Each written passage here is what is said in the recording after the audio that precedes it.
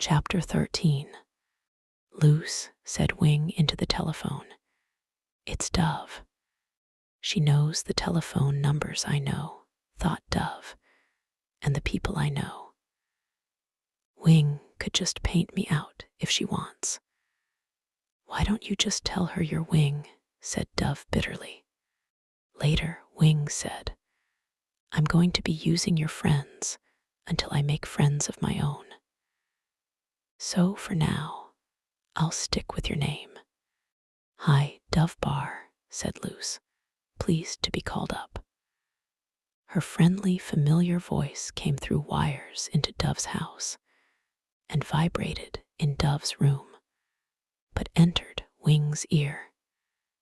It isn't my conversation, thought Dove. It isn't my friendship anymore. It's like a cousin once removed. It's too far out there to be sure of. I cannot stand a single piece of clothes in this closet, Wing told Luce, which was true.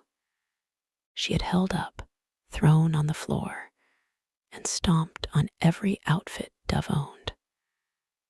Dull, namby-pamby pastel junk. Wing had raged. You expect me to wear this in public? Dove could have wept at the destruction of her soft and sweet clothing. At the very least, she wanted to look away. But she could look only where Wing looked. And Wing looked with satisfaction at the tornado she had caused. May I come over and borrow some of your clothes, Luce? Said Wing. Absolutely, cried Luce. I can't wait to dress you. You've always needed a new look, Dovey. Wing smirked. What did I tell you? She said to Dove. Even your best friend has always thought you're pathetic. Dove ached. What if everybody liked Wing better than they had liked Dove? What if even mother and father liked Wing better than Dove? It was not impossible. Didn't mother still dream of the vanished twin, flying strong and free? The ache in Dove had no center, because she had no body. It was everywhere, overwhelming, and yet invisible. Like strong perfume, they entered Luce's house. I think of me in plural now, thought Dove. We do things happen to us, things are ours. I don't want to be two, she thought. I don't want a twin, I want to be me. Wing chose a black shirt with a pattern of silver threads like morning dew. Its sleeves clung at the wrist and bagged at the elbow. She tugged on black pants, ending tightly at the calf, and black lace knee-high stockings to go under them. A pair of black sneakers with scarlet jewels glued on. Half gypsy, half witch, totally different. You never wear stuff like this, Dovey, said Luce, delighted, of course, that Dove was finally acquiring fashion sense. Wing smirked. Dove was even more detached from her body. It truly was somebody else's now, clothed in somebody else's taste and somebody else's colors. Wing was the one who pirouetted in front of the mirror, and Wing was the one who picked out the long, thin, silver and crystal earrings. I got them from a catalog, said Luce eagerly. They're supposed to be what Egyptian queens wore. They're not, said Wing. Dove shuddered, for Wing actually knew, because Wing had been there. What if she takes me back there? Thought Dove. What if the venom runs out, and instead of leaving me to my life, she takes me with her into the past and the evil? Her shudder annoyed Wing, who hit the side of her head to stop the itch. That's such a weird habit you've developed, said Luce. Hitting your head like that. way inside, behind the eyes, Dove saw how Wing looked at Luce, despising her. Luce was nothing but a creature from whom to borrow accessories. In this sweet friend, Wing saw no personality, no frailties, no strengths, no goodness, no nothing, just a body. But then, that was all Wing saw when she looked at Mother. A maternal body, not a real mother, who loved and was loved, who was completely predictable and yet a mystery. Just a maternal body, a carrier, a wage earner, a car driver. Dove could not look at the world like that. It was too horrible, too futile and pointless. Wing left without saying thank you, of course, and Luce tagged along momentarily, hopping for a normal conversation about Timmy and the date, and where it would lead, and what would happen. But Wing was no longer interested in Luce, and did not waste time talking to her. Luce was left standing in her doorway, confused and hurt. Wing was not using the mouth, and Dove, because it was her friend standing there so pitifully, called back, "Thanks, Luce. See you Monday." "I'll tell you all about it then." Wing burst out laughing, and their two noises were frightening. A cacophony of unrelated sound. "Do you know what I'm going to do tomorrow?" said Wing to Dove. "On this little date of yours, with your dull little boyfriend." Dove did not know what a viper would find enticing. "I don't know yet," said Wing, "but it will be something dramatic. Your life is too boring for me. I want action." Timmy picked her, or was it them, up at 5 a.m. It was still rather dark, and he had stopped at the convenience store for 2 coffees to go. He was driving his father's new car and was full of pride at having been allowed to take it for the morning. Wing pricked up at this. Here was a vulnerable place. The car. Perhaps Wing's drama could be through the car, which Timmy, of course, had promised to take perfect care of. "No, please," said Dove on the inside. "Let's not hurt the car.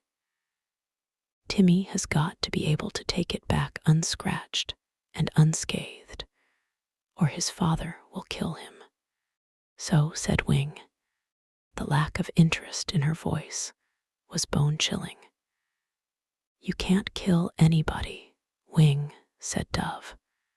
"I was all but dead for 15 years, and nobody cared," said Wing. "Listen," she added, "you be the one to talk to this jerk.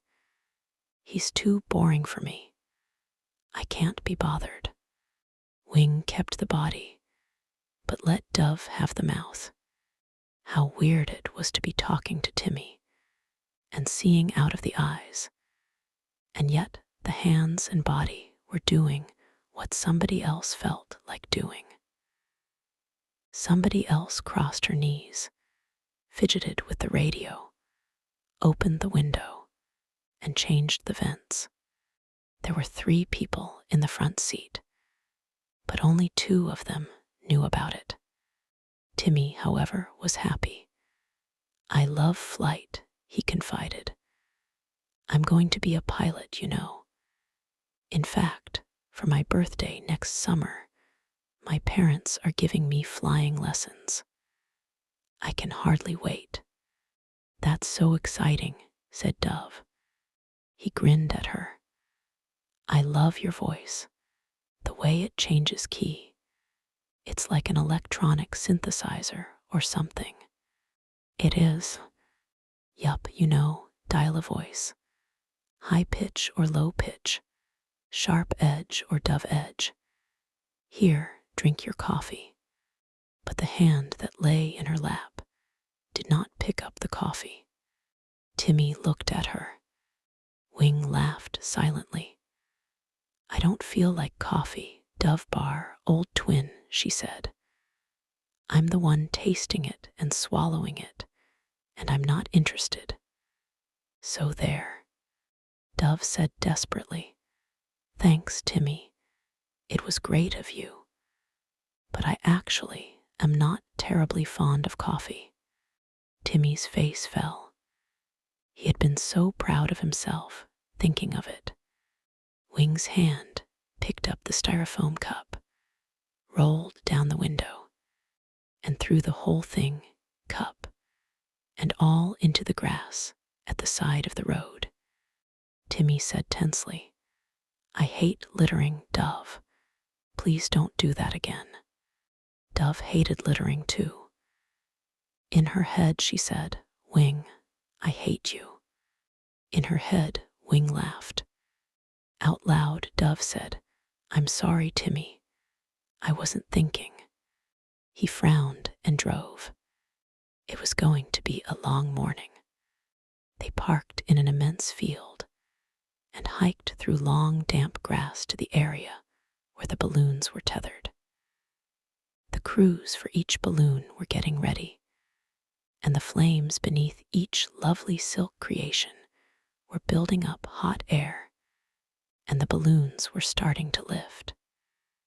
There was much shouting and pulling of ropes and guy wires.